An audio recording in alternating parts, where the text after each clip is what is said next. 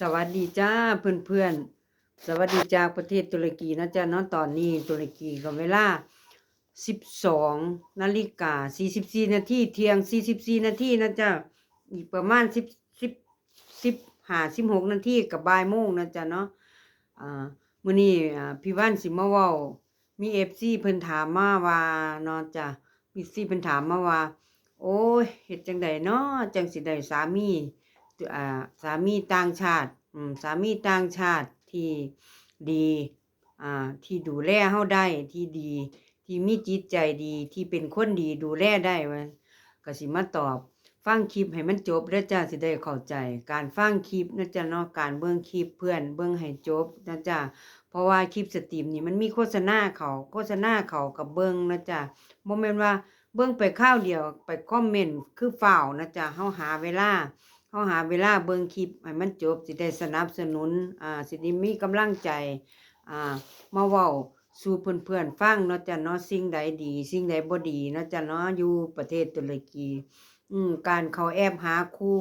อ่าสิพ้อคนดีบ่อันนี้ก็สิมาบอกเนาะจ้ะเพราะว่าพี่วันการันตีให้บ่ได้เนาะคนเฮาบ่ได้คือกันเนาะจ้ะเนาะหนาวเด้คนเฮาบ่ได้คือกันบุญวาสนาจิจือคนดีคนดีแต่ว่าสะใภ้ตุรกีสามีตุรกีทุกคนนะจ๊ะ80%เพื่อนๆพี่วันที่มา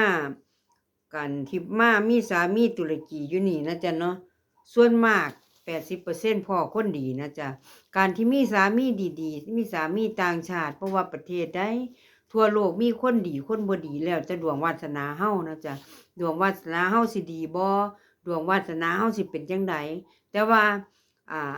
ตอนนี้คือพี่วันอยู่ประเทศตุรกีพี่วันก็ต้องเว้าเรื่องประเทศตุรกีเนาะผู้ชายตุรกี80%ที่เป็นคนดีถ้าผู้หญิงคนใดที่มาเจอผู้ชายที่บ่ดีนี่ก็ถือว่าเป็นคนที่โชคร้ายอีหลีเด้อจ้ะเพราะว่าเพิ่นๆพี่วันที่เป็นครีเอเตอร์นำกันใน Facebook นำกันนี่พอสามีดีๆทุกคนจ้ะทุกคนพอสามีดีๆสามีดูแลเอาใจใส่ให้อยู่บ้านนี่เฮ็ดงานบ้านนะจ๊ะเนาะบ่ให้ไปไสสามีตุรกีสิเป็นจังซั่น อยากไปเที่ยวไสให้บอกวันหยุดเขาก็สิพาไปถ้าวันบ่หยุดก็คือทำงานเฮาก็อยู่บ้านซักเสื้อผ้าเฮ็ดงานบ้านให้สามีนะจ๊ะเนาะบางคนก็ว่าโอ๊ยบ่ได้เฮ็ดงานอยู่ประเทศไทยเคยเฮ็ดงานอ่าส่วนตัวส่วนอันนี้เว้าเด้อจ้ะเฮาเป็นคนต่างชาติเฮาสิมาอยู่ประเทศเขาเจ้าด้วยวีซา แต่งงานนี่เฮาเฮ็ดงานบ่ได้ต้องรอให้เฮาได้สัญชาติก่อนจังสิเฮ็ดงานได้2แล้วจ้ะภาษาเฮาก็บ่ได้นี่ล่ะจ้ะมันก็เป็นส่วนเรื่องยากเนาะจ้ะเนาะเรื่องที่แบบยุ่งยากเนาะจ้ะเพราะว่าหยังติเฮ็ดงานบ่ได้ก็ถ้าคนที่คิดว่าอยากใช้บั้นปลายชีวิตอ่าตาน้อยเท่าใหญ่อายุ15 16เฮ็ดงานอยู่ประเทศไทยมาเมื่อยแล้วอยากสิหยุดจังซี้ก็คือ สามีตุรกีนี่โอเคเนาะจ้ะเนาะเพราะว่าหยังติมาก็บ่ได้เฮ็ดงานถ้าผู้ใดมีสามีที่อายุหลายแน่60บวกขึ้นไปเพิ่นก็สิเซาเฮ็ดงานอยู่บ้านทำสวนเนาะจ้ะคนตุรกีทำสวนแล้วก็สิกินเงินเกษียณพากันกินเงินเกษียณ2เฒ่าบางคนก็มีบ้านบ่ได้เซาบ้านจังซี่เงินเกษียณ25,000จังซี่เนาะจ้ะเอาบ้านบ่ได้เซาค่าน้ำค่าไฟการอยู่การกิน 2 คนผัวเมียอย่างหลาย15,000บ่เบิดจ้ะถ้าคนคิดว่าอยากใช้ชีวิตบ้านปลายให้มันมีความสุขเนาะเพราะว่าผู้ชายตุรกีอายุ60บวกเพิ่นก็สิเซาเฮ็ดงานแล้วคือเฮ็ดบ่ไหวแล้วเนาะถ้าบางคนน่ะถ้าใกล้60ก็ยังคือเฮ็ดงานอยู่คือจังสามีพี่วันนี่เพิ่นก็ยังเฮ็ดงานอยู่เฮ็ดงานเพราะว่าก็ต้องการบางเทื่ออนาคตเราบ่รู้เนาะต้องการเก็บเงินไว้เพื่อสิไปอยู่ประเทศไทยก็มี ถ้าประเทศไทยถ้าเกิดว่า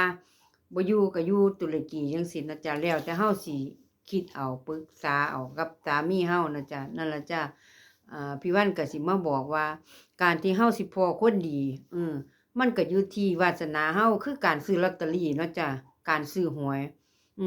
มันบ่ได้ถูกรางวัลที่1ทุกคนเด้จ้ะบางคนถูกรางวัลที่1บางคนถูกรางวัลที่2ที่3ที่4ที่5 บางคนเบิดปีเบิดชาติบ่ถูกรางวัลเลยก็มีจ้ะถูกส่วนน้อยแม้แต่หวยใต้ดินบางคนก็คือบ่เล่นหวยเลยคือกันเลยจ้ะบางคนก็สิบ่มักสามีต่างชาติสิมักอยู่ประเทศไทยเฮ็ดงานเองอยู่คนเดียว อันแหละจ้ะมันบ่แปลกกันกับการซื้อหวยเนาะถ้าผู้ใดพอสามีดีก็ซ้ำถึกรางวัลที่1ได้ดีแหน่บ่ดีแหน่มีชั่วแหน่มีดีแหน่ก็รางวัลที่2ที่3ไปเนาะจ้ะเนาะบุญวาสนาเฮาบ่คือกันเด้อเอื้อยเด้อเนาะแต่ว่าก็ส่งกำลังใจนะจ้ะขออวยพรให้พ่อคนที่ดีเด้อจ้ะผู้ใดคิดว่ากำลังเดินสายฝอสายต่างชาติอยู่เดี๋ยวนี้ก็ให้พ่อผู้ชายดีๆเข้ามาในชีวิตเด้อจ้ะเบิ่งดีๆเวลาคุยสม่ำเสมอบ่ผู้ชายวิดีโอคอลบ่สแกมเมอร์มีสกามเมอร์มีมึอันนั้นจ้ะเนาะเบิ่งดีๆคลิปหน้าสิมาเว้าเรื่องผู้ชายตุรกีนี่แต่งงานแล้วให้ภรรยามาอยู่นี่ให้ภรรยาเฮ็ดหยังแหน่เนาะจ้ะเนาะโอเคเนาะจ้ะมันสิยาวเกินไปเบิ่งคลิปให้จบเด้อจ้ะเด้อ